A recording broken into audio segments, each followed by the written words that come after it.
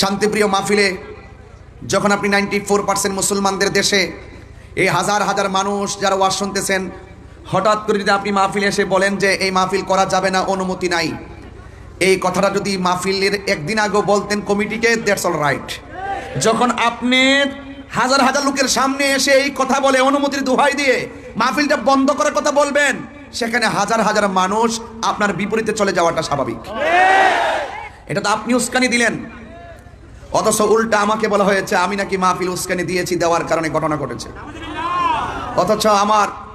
অথচ আমি বক্তব্য স্পষ্টভাবে প্রশাসনকে সেভ করার জন্য, জনগণকে, মুসল্লিকে শান্ত করার জন্য আমি অনেকভাবে চেষ্টা করে 10 মিনিট বেঁধে দেওয়ার পরও 7 মিনিটই ওয়াজ শেষ করে আখিরি মুনাজাত করে চলে গেছি। এরপরে কে বা কারা কোন ঘটনা ঘটাইছে তদন্ত না করে আমাকে প্রতিহিংসার বশীভূত হয়ে বিভিন্ন ধরনের কুচক্রি মহলের পাল্লাই পড়ে। আমি মনে করি প্রশাসন কাজটা ভালো করে নাই, ঠিক কিনা বলেন? আমি